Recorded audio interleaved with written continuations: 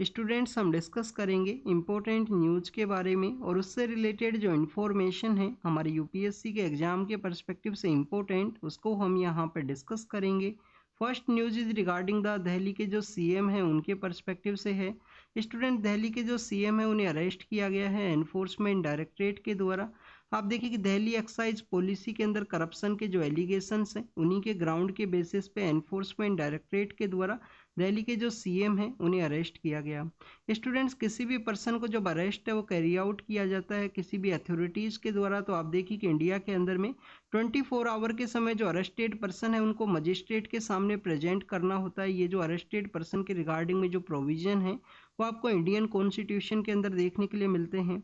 Enforcement directorate के द्वारा भी यहाँ पे दिल्ली के जो सीएम है उनको मजिस्ट्रेट के सामने प्रेजेंट किया गया और आप देखिए कि मजिस्ट्रेट के द्वारा उनको एनफोर्समेंट डायरेक्टरेट का जो कस्टडी है उसके लिए सेंड किया गया है कुछ दिनों की रिगार्डिंग में। स्टूडेंट्स अगर हम बात करें इन प्रोविजंस के बारे में कि जो 24 आवर के समय में मजिस्ट्रेट के सामने प्रेजेंट करना होगा, तो ये 24 आवर्स का जो प्रोविजन है वो आपको कॉन्स्टिट्यूशन का जो फंडामेंटल राइट है उसी के अंदर देखने के लिए मिलता है। आर्टिकल 22 के अंदर में अरेस्टेड पर्सन और डिटेन्ड पर्सन है उनके रिगार्डिंग में जो प्रोविजंस है उनके बारे में मेंशन किया गया है। अगर आप यूपीएससी के लिए प्रिपेयर करते हो और आपको यहाँ पे आर्टिकल 22 के बारे में नहीं पता है तो जाके अपना जो पॉलिटी का बुक है उससे एक बार ज़रूर से इसके बारे में रीड कीजिए, जिससे कि आपका जो अंडरस्टैंडिंग है वो यहाँ पे डेवलप हो कि आर्टिकल 22 के अंदर में जो अरेस्टेड पर्सन है जो डिटेन्ड पर्सन है उनके रिगार्डिंग में क्या प्रोविजंस है वो यहाँ पे अवेलेबल हैं। स्टूडेंट दिल्ली के जो सीएम है वो प्रेजेंट समय में सीएम का जो पोस्ट है उसके ऊपर में थे और आप देखिए कि उनको जो अरेस्ट है वो कैरी आउट किया गया है एनफोर्समेंट डायरेक्टरेट के द्वारा। क्या यहाँ पे अर्लियर फेज के अंदर भी इंडिया के अंदर में किसी सिटिंग सीएम है उनको अरेस्ट किया गया था? तो 1996 के समय आपको एक केस है वो देखने के लिए मिलता है कि 1996 के समय में तमिलनाडु का जो सीएम है जयललिता मैम हुआ करते थे उस समय उनको अरेस्ट है वो कैरी आउट किया गया था एज ए सिटिंग सीएम के रूप से। अगर हम बात करें स्टूडेंट्स आर्टिकल 22 के बारे में तो ये आर्टिकल भी काफ़ी बार आपको न्यूज़ के अंदर में देखने के लिए मिलेगा। आप देखिए कि 13 दिसंबर का वो दिन है जब हमारे पार्लियामेंट के अंदर जो सिक्योरिटी ब्रीच का जो इंसिडेंट है वो देखने के लिए मिला था कुछ एक्टिविस्ट के द्वारा। वहाँ पे जो स्लोगन है जो एक्टिविस्ट का जो एक्टिविटी है उसको कैरी आउट किया गया था पार्लियामेंट का जो सिटिंग है उसी के दौरान में। तो आप देखिए कि उन पर्सनस को अरेस्ट किया गया था दिल्ली पुलिस के द्वारा और उन पर्सनस के द्वारा लेटर फॉर्म के अंदर एक पेटिशन है उसको फाइल किया गया कि उनको जो मजिस्ट्रेट के सामने जो प्रेजेंट किया गया वो आफ्टर द 24 आवर के बाद में किया गया था। उस समय भी हमने इस प्रोविजन के बारे में रीड किया था कि आर्टिकल 22 के अंदर में आप देखिए कि जो 24 आवर का जो प्रोविजन है वो आपको देखने के लिए मिलता है। इसके अलावा स्टूडेंट्स अगर हम बात करें कुछ पोस्ट के रिगार्डिंग में जो इम्यूनिटी का जो प्रोसीजर है वो भी आपको देखने के लिए मिलेगा इंडियन कॉन्स्टिट्यूशन के अंदर में। आप देखिए कि हमारे यहाँ पे जो प्रेसिडेंट का जो पोस्ट है उनको बेसिकली जो अरेस्ट है वो कैरी आउट नहीं किया जा सकता है, जो गवर्नर है उनको भी जो अरेस्ट है वो कैरी आउट नहीं किया जा सकता है। इनके रिगार्डिंग में जो इम्यूनिटी है वो आपको आर्टिकल 361 के अंदर में देखने के लिए मिलती है। आप देखिए कि आर्टिकल 361 के अंदर में प्रेसिडेंट एंड गवर्नर का जो अरेस्ट एंड डिटेंशन है उसके रिगार्डिंग में जो इम्यूनिटी का जो प्रोसीजर है उसके बारे में मेंशन किया गया है। कुछ यहाँ पे जो इम्यूनिटी है वो आपको मेंबर ऑफ पार्लियामेंट के पर्सपेक्टिव से भी देखने के लिए मिलेगा कि सिविल केसेस के अंदर में 14 डेज का जो एडवांस नोटिस है उसी के बेसिस पे मेंबर ऑफ पार्लियामेंट है उसका जो अरेस्ट है वो कैरी आउट किया जा सकता है। बट आप देखिए कि दिल्ली के जो सीएम है उन्हें अरेस्ट किया गया, अर्लियर फेज के अंदर भी जो सिटिंग सीएम है उनको अरेस्ट किया गया था। इवन हमारे जो प्राइम मिनिस्टर का जो पोस्ट है उसके रिगार्डिंग में भी अगर कोई पर्सन यहाँ पे प्राइम मिनिस्टर की पोस्ट के ऊपर है उनको भी जो अरेस्ट है वो कैरी आउट किया जा सकता है अथॉरिटीज़ के द्वारा। बट आपको जो इम्यूनिटी का जो प्रोसीजर है वो आपको प्रेसिडेंट एंड गवर्नर की रिगार्डिंग में और कुछ लिटिल बिट जो इम्यूनिटी है वो आपको मेंबर ऑफ पार्लियामेंट्स के पर्सपेक्टिव से देखने के लिए मिलेगा। नेक्स्ट अगर हम बात करें स्टूडेंट तमिलनाडु के पर्सपेक्टिव से है। आप देखिए कि तमिलनाडु के एक मिनिस्टर हुआ करते थे, उनको बेसिकली जो करप्शन के जो चार्जेज हैं उसके बेसिस पे अरेस्ट किया गया था, उनको जो कन्विक्ट है वो भी कर दिया गया था। लेटर फॉर्म के अंदर में आपको देखने के लिए मिलेगा सुप्रीम कोर्ट के द्वारा उनका जो कन्विक्शन है उसको स्टे किया गया था कि सुप्रीम कोर्ट के द्वारा उनका जो कन्विक्शन है उसको स्टे कर दिया गया। लेटर फॉर्म के अंदर में जो तमिलनाडु का जो गवर्नमेंट वहाँ पे पावर के अंदर में है जिस पॉलिटिकल पार्टी का, उनके द्वारा उनको री इंडक्ट करने का कोशिश किया गया और आप देखिए कि गवर्नर के द्वारा उनको री इंडक्ट करने से मना कर दिया गया था। अगेंस्ट द कॉन्स्टिट्यूशनल मोरलिटी का जो वर्ड है उनके द्वारा यूज किया गया था कि इस तरीके से किसी भी एज ए कन्विक्टेड पर्सन उनका जो स्टे है वो किया गया है उसको दोबारा से री इंडक्ट है उनके द्वारा नहीं किया जाएगा।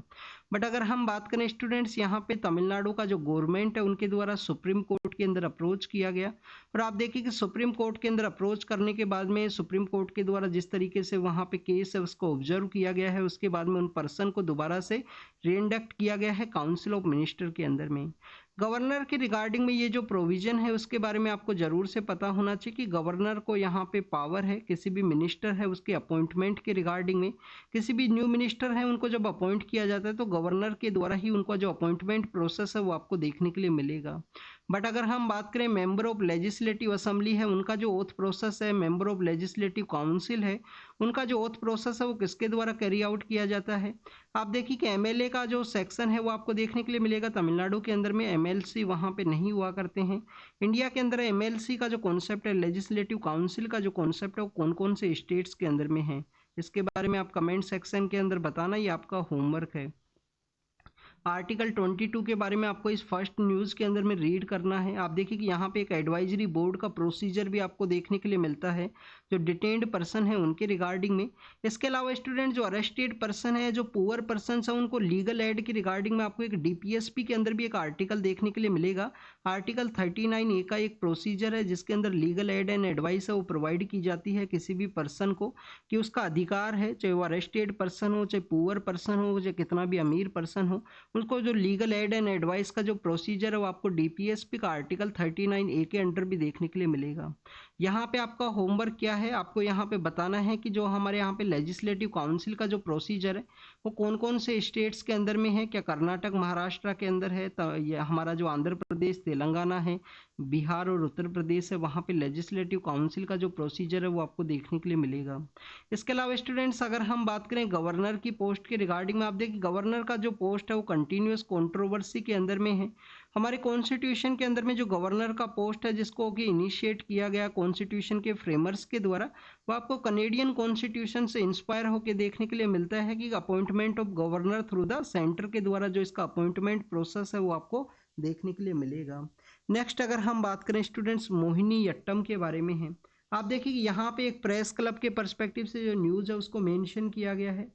आपको लिटिल बिट जो प्रेस के रिगार्डिंग में भी कुछ इन्फॉर्मेशन है वो होनी चाहिए कि 1978 के समय में कैसे हमारे यहाँ पे जो अलग अलग ऑर्गेनाइजेशन है वो इस्टेब्लिशमेंट में आते हैं, प्रेस का जो फ्रीडम है उसी के रिगार्डिंग में। आप देखिए कि प्रेस फ्रीडम इंडेक्स है जिसको कि मई के मंथ के समय रिलीज किया जाता है एक इंस्टीट्यूशन के द्वारा। इंडिया का जो रैंकिंग है वो आपको काफ़ी लोअर देखने के लिए मिलेगा प्रेस फ्रीडम इंडेक्स के अंदर में। तो आपको प्रेस फ्रीडम इंडेक्स के अंदर में इंडिया का रैंकिंग क्या था 2023 के समय में, अभी 24 का जो रिपोर्ट है वो रिलीज नहीं हुआ है।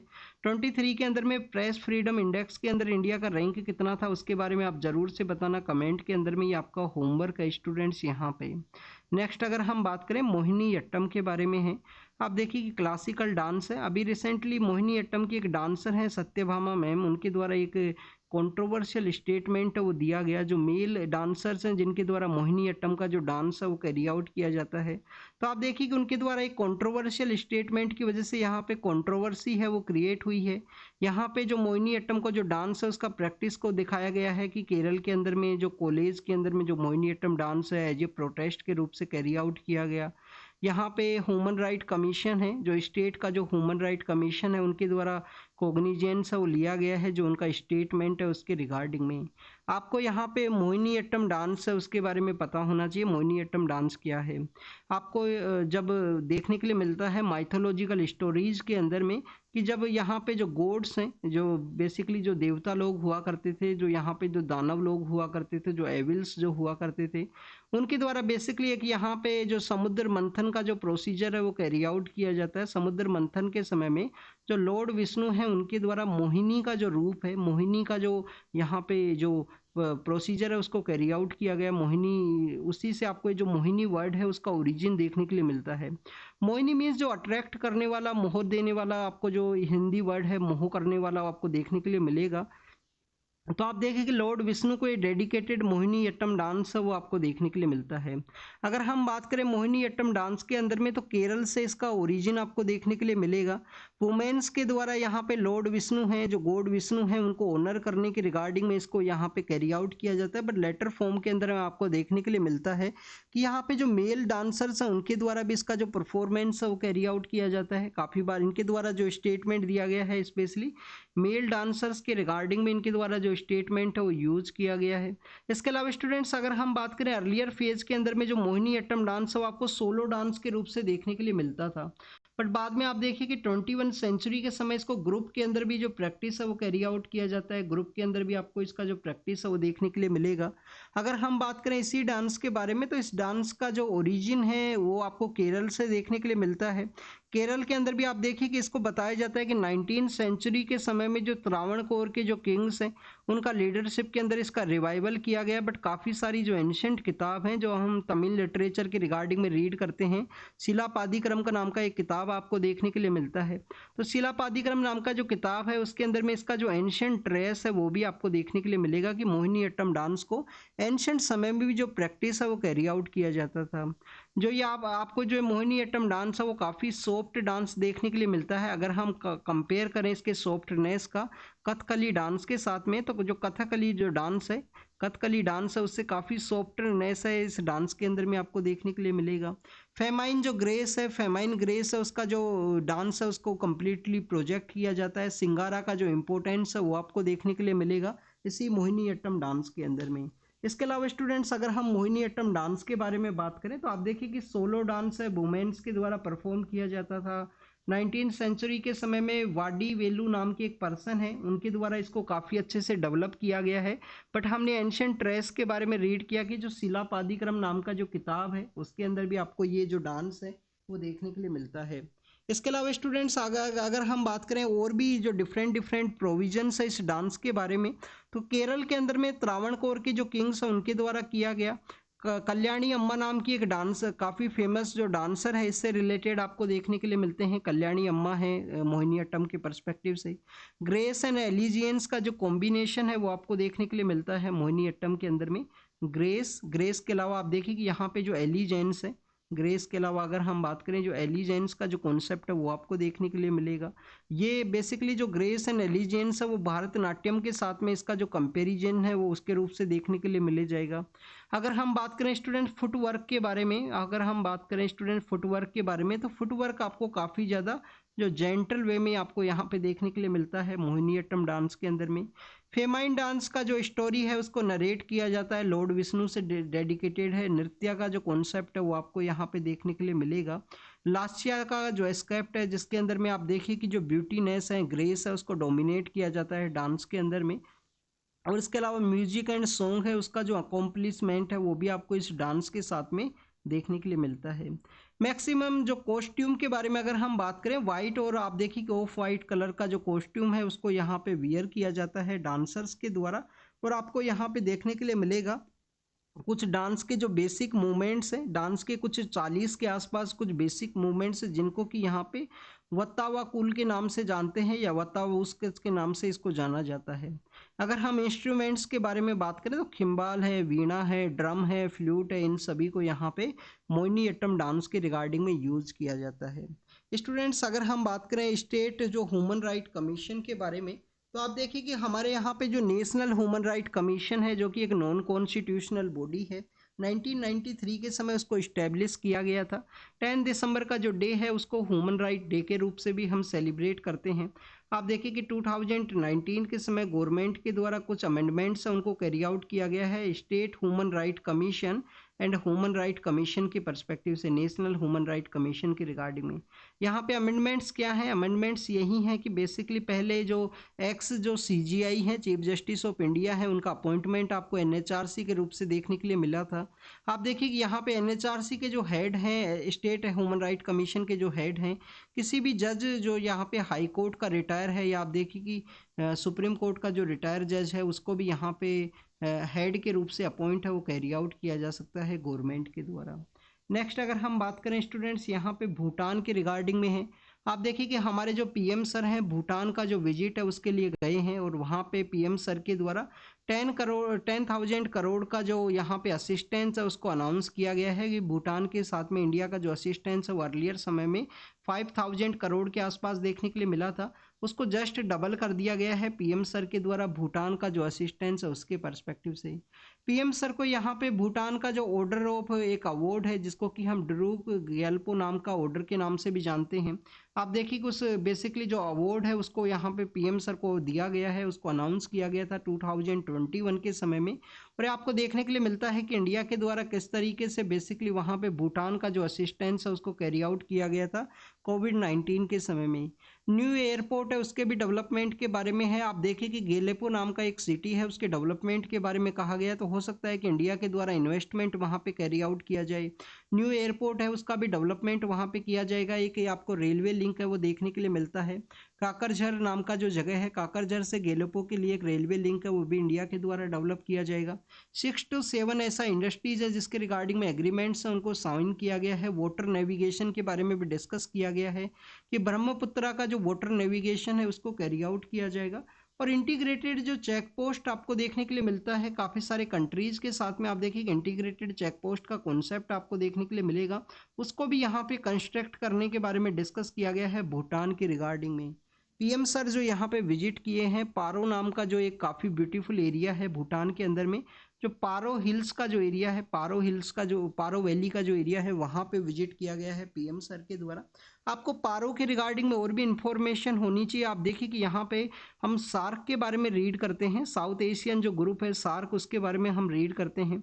सार्क का जो आपको जो फंड है वो पारो की रिगार्डिंग में क्या देखने के लिए मिलेगा, तो उसके बारे में आपको ज़रूर से पता होना चाहिए। और सार्क का जो फंड है वो पारो के अंदर सिचुएटेड है, क्या भूटान के अंदर वो सिचुएटेड है या और कहाँ पे सिचुएटेड है उसके पर्सपेक्टिव से ही।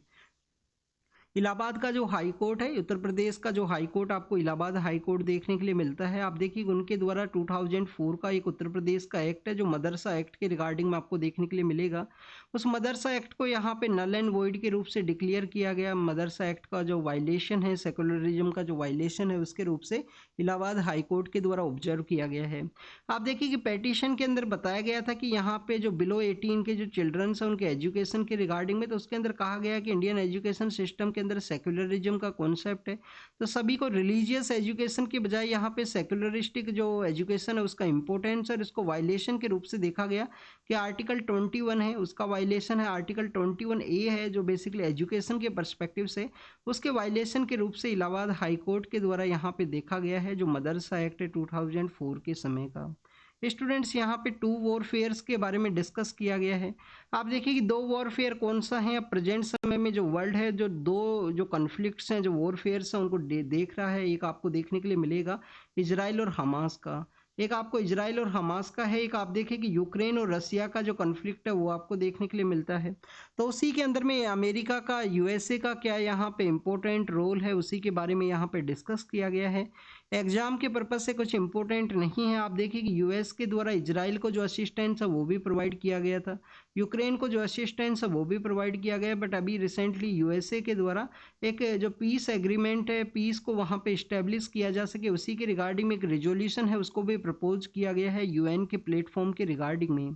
तो आप देखिए कि उसी के पर्सपेक्टिव से यूएसए का जो रोल है उसके बारे में डिस्कस किया गया है। यूएस के द्वारा काफ़ी सारे जो वेपन्स हैं, काफ़ी सारा जो एम्यूनेशन है उसका जो सप्लाई है वो किया गया है इन वॉरफेयर के अंदर में, इन कन्फ्लिक्ट्स के दौरान में। तो उसी के पर्सपेक्टिव से है, एग्जाम के पर्पज से ज़्यादा कुछ यहाँ पे इम्पोर्टेंट नहीं मेंशन किया गया।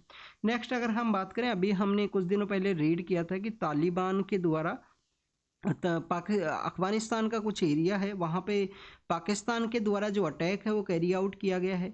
आप देखिए कि पक्तिका नाम का एक आपको जो प्रोविंस है वो देखने के लिए मिलता है, पक्तिका नाम का प्रोविंस है, खोस्त नाम का जो प्रोविंस है वहाँ पे जो अटैक है वो कैरी आउट किए गए हैं पाकिस्तान के द्वारा।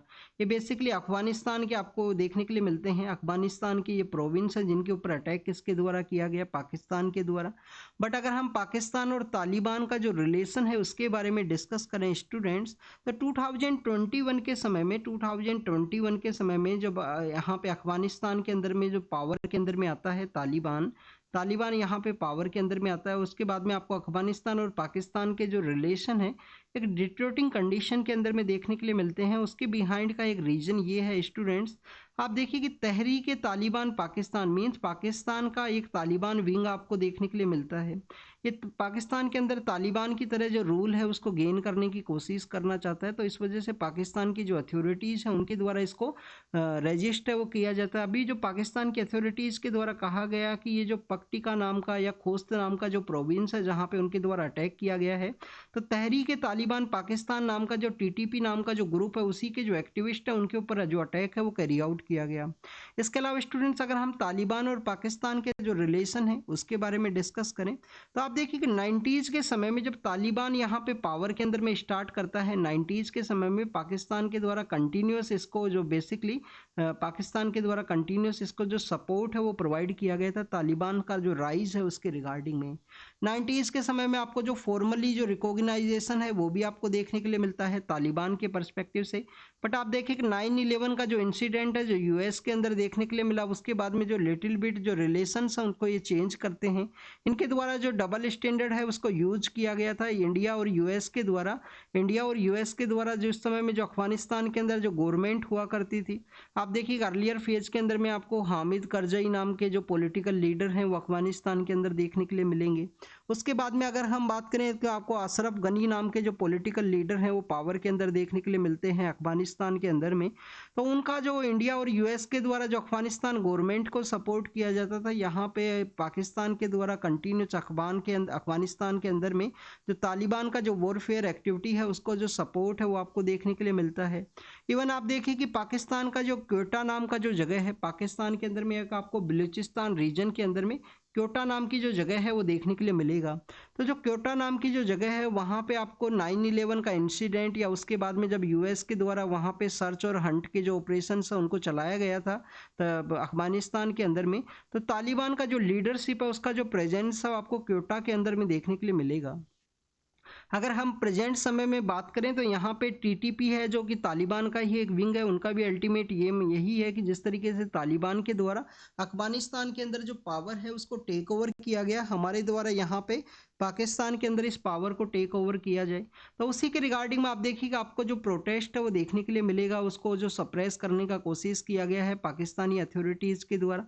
तो इसके अलावा और भी आपको काफ़ी सारे जो एरियाज़ डिस्प्यूटेड एरिया हैं वो देखने के लिए मिलते हैं। जैसे कि आप देखिए कि जो बॉर्डर का जो डिस्प्यूट है अफगानिस्तान और पाकिस्तान का बॉर्डर का डिस्प्यूट आपको देखने के लिए मिलेगा, जो वहाँ पे एक लाइन हुआ करती है जिसको कि हम डुरंड लाइन के नाम से जानते हैं। आप देखिए कि डुरंड लाइन का जो कॉन्फ्लिक्ट है वो भी आपको यहाँ पे एक मेन जो एरिया है वो देखने के लिए मिलता है, जिसकी वजह से अफगानिस्तान और पाकिस्तान का जो कॉन्फ्लिक्ट है वो इंक्रीज हुआ है।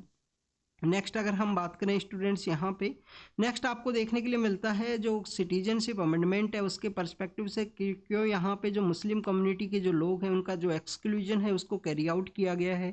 अभी रिसेंटली हमारे जो मिनिस्टर ऑफ होम अफेयर्स है उनके द्वारा एक स्टेटमेंट है वो दिया गया था, उसी के बारे में यहाँ पे डिस्कस किया गया है इस एडिटोरियल के अंदर में। सिटीजनशिप अमेंडमेंट एक्ट के बारे में आपको पता होगा कि इंडिया के जो 3 नाइबर हैं कौन कौन से, बांग्लादेश है, पाकिस्तान और पाकिस्तान के अलावा अफगानिस्तान है। इनसे जो बेसिकली मुस्लिम कम्युनिटी के अलावा जो भी कम्युनिटी हैं 6 कम्युनिटी को अलाउ किया गया है जो माइनॉरिटी के अंदर है वहाँ पे, वो इंडिया के लिए अगर माइग्रेट किए हैं तो सिटीजनशिप अमेंडमेंट एक्ट के थ्रू में उनको जो सिटीजनशिप है उसको ग्रांट किया जाएगा। बट अगर हम बात करें स्टूडेंट्स यहाँ पे जो मुस्लिम्स के पर्सपेक्टिव से यहाँ पे डिस्कस किया गया है कि उनका जो एक्सक्लूजन कौन से क्राइटेरियाज के ऊपर किया गया।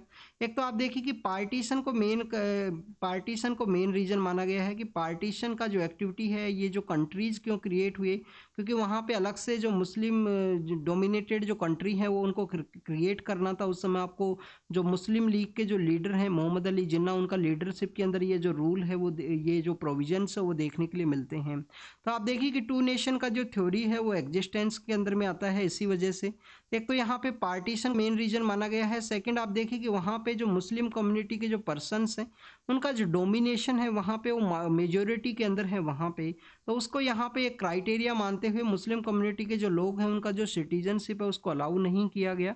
बट इंडियन कॉन्स्टिट्यूशन के अंदर में आपको रिलीजन के बेसिस पे जो सिटीजनशिप का जो प्रोविजन है वो नहीं देखने के लिए मिलता है। तो अगर हम बात करें स्टूडेंट्स यहाँ पे पार्टीशन के रिगार्डिंग में, तो पार्टीशन के रिगार्डिंग में यहाँ पे डिस्कस किया गया है कि पार्टीशन हो सकता है कि मोहम्मद अली जिन्ना है उनके रिगार्डिंग में वो टू नेशन थ्योरी है उसको कैरी आउट किया गया हो। बट आज भी प्रेजेंट समय में इंडिया के अंदर में जो मुस्लिम्स हैं उनका जो नंबर्स हैं वो आपको मोर नंबर हायर देखने के लिए मिलेगा अगर हम कंपेयर करें किसी दूसरे कंट्री के साथ में। नेक्स्ट अगर हम बात करें जो माइनॉरिटी का जो कॉन्सेप्ट है उसके बारे में डिस्कस किया गया, तो यहाँ पे बताया गया है कि जो माइनॉरिटी कम्युनिटी है वो आप देखिए कि वहाँ पे उनका जो कंटिन्यूस जो प्रोसिक्यूशन है वो आपको देखने के लिए मिलेगा। कंटिन्यूस इन कंट्रीज़ के अंदर में जो माइनॉरिटी का जो पॉपुलेशन है, अगर हम बात करें लास्ट 70 to 80 ईयर्स के अंदर में, 60 to 70 ईयर्स के अंदर में आप देखिए कि जो पॉपुलेशन अगर अर्लियर फेज के अंदर में वहाँ पे 3% 4% ऐसे हुआ करता था, बाद में आपको जो पॉपुलेशन है वो डिक्लाइनिंग के अंदर देखने के लिए मिलेगा।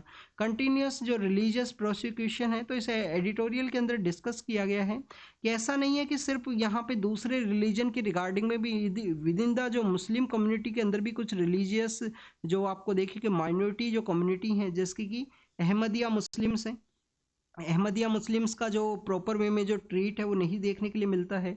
हजारा हैं, हजारा के ऊपर में आप देखिए कि उनके ऊपर कंटिन्यूस आपको जो काफ़ी सारे जो अटैक्स हैं वो देखने के लिए मिलेंगे। इवन इसके अंदर में एक नोबल ल्यूरेट हैं जिनको कि हम अब्दुस सलम के नाम से जानते हैं कि अब्दुस सलम नाम के जो नोबल ल्यूरेट है उनको भी नहीं बख्शा गया था। वो जिस रिलीजियस जो माइनॉरिटी सेक्शन है with in the Muslim community के अंदर वो बिलोंग किया करते हैं, उनके ऊपर भी जो अटैक है वो देखने के लिए मिला है। तो उसी के रिगार्डिंग में यहाँ पे डिस्कस किया गया। खान अब्दुल गफ्फार खान है वो खान अब्दुल गफ्फार खान नहीं, हमारे जो मौलाना अबुल कलाम आज़ाद है, इसके अलावा और भी हमारे काफ़ी सारे जो मुस्लिम कम्युनिटी के जो लीडर्स हुआ करते थे पार्टीशन के दौरान में, जिन्होंने इंडिया के अंदर ही अपना जो प्रेजेंस है वो रखा, वो माइग्रेट करके नहीं गए क्योंकि यहाँ पे कंटिन्यूस जो माइनॉरिटी कम्युनिटी है उनको स्पेशल जो राइट्स है वो दिया गया है। सेक्युलर जो कॉन्सेप्ट है वो आपको देखने के लिए मिलता है। सेक्युलरिज्म जो वर्ड है उसको लेटर फॉर्म के अंदर ऐड किया गया, तो उन सभी के बारे में भी यहाँ पे मेंशन किया गया है। नेक्स्ट अगर हम बात करें, अभी देखिए कि रसिया के अंदर में जो वॉर का जो सिचुएशन है, रसिया के अंदर वॉर का सिचुएशन है, इंडिया से काफ़ी सारे लोग हैं जो यहाँ पे बेटर लाइवलीहुड के रिगार्डिंग में या रशियन मिलिट्री के अंदर में एज ए हेल्पर के रूप से उनको इंडक्ट किया जाएगा। ऐसे काफ़ी प्रोविजंस के रिगार्डिंग में जो मिडल मैन है उनके द्वारा उनको सेंड कर दिया जाता है। उसके बाद में उनको लड़ाई के अंदर में वहाँ पे पार्टिसिपेट करना होता है और कुछ लोगों का वहाँ पे डेथ भी हो गया है। तो उसी के रिगार्डिंग में बताया गया है। ग्राउंड जीरो है, आज संडे का न्यूज़पेपर है, तो ग्राउंड जीरो के अंदर बताया गया है कि इंडिया से काफ़ी सारे जो लोग हैं वो माइग्रेट करके जाते हैं ऐसे जो बेटर लाइवलीहुड की रिगार्डिंग में, या अनएम्प्लॉयमेंट का सिचुएशन है, यहाँ पे बेटर अपॉर्चुनिटीज़ नहीं है। और इस तरीके से भी देखा जाता है स्टूडेंट्स की बाहर का जो कंट्री है उसके अंदर में जो मोर मनी है उसको अगर कन्वर्ट करेंगे इंडियन रुपीज़ के अंदर में, अगर 2 ईयर 4 ईयर वहाँ पे रहेंगे तो इस तरीके से जो मोर मनी है उसको कन्वर्ट कर पाएंगे। तो ऐसे भी काफ़ी सारे जो माइंड सेट का जो प्रोविज़न है वो आपको देखने के लिए मिलता है। तो उसी के रिगार्डिंग में कहा गया कि कैसे वॉर मिडिल मैन्स के थ्रू में वॉर का जो एक्टिविटी है उसके अंदर में वो पार्टिसिपेट किए, उसके अंदर कुछ लोगों का डेथ भी हुआ है। आप देखिए कि हमने निकारागुआ नाम का जो कंट्री है जो लैटिन अमेरिका के अंदर सिचुएटेड है उसके रिगार्डिंग में फ्लाइट के बारे में रीड किया था कि जो फ्लाइट है वो निकारागुआ नाम का जो कंट्री है वहाँ पे जाने वाला था। उसके अंदर में काफ़ी सारे इंडियंस का प्रेजेंस था और फ्रेंच की अथॉरिटीज़ को एक इंटेल है वो रिसीव हुआ था कि काफ़ी सारे इंडियंस हैं, काफ़ी सारे बच्चे हैं जिनके पेरेंट्स साथ में नहीं हैं। तो उन लोगों के द्वारा बेसिकली वहाँ पे जो वो वहाँ जाने वाले थे, तो हो सकता है कि आगे जाके वो किसी दूसरे कंट्री के साथ में माइग्रेट करते हुए किसी दूसरे कंट्री के अंदर में उनके द्वारा जो एंट्री है उसको कैरी आउट किया जाए।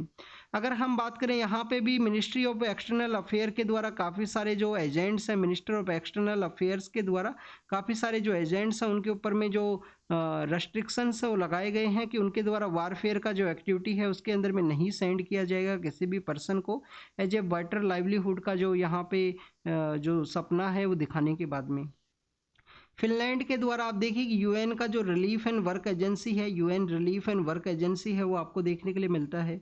UN relief and work agency को 1948 के समय में इस्टेब्लिश किया गया था। इसका हेडक्वार्टर कहाँ है? क्या इसका जो हेडक्वार्टर है वो अम्मान के अंदर है?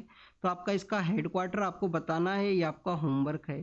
आप देखिए कि ये आपका होमवर्क है, हेडक्वार्टर जरूर से बताना। 7 अक्टूबर के दिन किसके ऊपर अटैक देखने के लिए मिला? इजराइल के ऊपर में हमास के द्वारा अटैक किया गया। तो उस समय में इजराइल के द्वारा लेटर फॉर्म के अंदर में एलिगेशंस लगाए गए थे कि UN relief and work agency के बीच कुछ लोग हैं वो इन्वॉल्व थे उस अटैक के दौरान में। काफ़ी सारे कंट्रीज़ के द्वारा अपना जो फंडिंग है उसको रोक दिया गया था UN relief and work agency के रिगार्डिंग में। रिलीफ एंड वर्क एजेंसी क्या है कि जो पैलेस्टीनियन कम्युनिटी के जो लोग हैं जिनका कि अलग अलग सेक्टर्स के अंदर में आपको एरिया देखने के लिए मिलेगा, उन सभी को जो बेटर लाइवलीहुड है, बेसिक जो थिंग्स है उसको प्रोवाइड करने के रिगार्डिंग में ये जो एजेंसी है वो आपको देखने के लिए मिलती है। तो आप देखिए कि फिनलैंड के द्वारा भी यहाँ पे रोक दिया गया था, अपना जो डोनेशन है उसको यहाँ पे दोबारा से इनिशिएट किया गया है, रिज्यूम किया गया है। नेक्स्ट अगर हम बात करें स्टूडेंट्स, आपको युगांडा की रिगार्डिंग में देखने के लिए मिलता है। काफ़ी बार हम नेम समिट के बारे में रीड करते हैं, हमारे जो पॉलिटिकल लीडर्स हैं उनके द्वारा इसको स्टार्ट किया गया था, नॉन अलाइनमेंट मूवमेंट। जब वर्ल्ड यहाँ पे दो ब्लॉक्स के अंदर में डिवाइड हुआ करता था, एक आप देखिए कि उस समय में जो कोल्ड वॉर का जो समय है, जब इंडिया के द्वारा नेम है उसको स्टार्ट किया गया था। इंडिया के साथ में और भी काफ़ी सारे कंट्रीज आपको देखने के लिए मिलते हैं। रिसेंटली युगांडा के अंदर में जो नेम का जो समिट है वो ऑर्गेनाइज हुआ।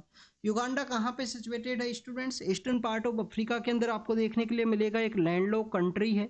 क्या यहाँ पे लेक विक्टोरिया के साथ में अपना एरिया शेयर करता है युगांडा? इसके बारे में आपको पता होना चाहिए। उस समय भी हमने रीड किया था जब नॉन अलाइनमेंट मूवमेंट का जो समिट है वो वहाँ पे ऑर्गेनाइज हुआ था।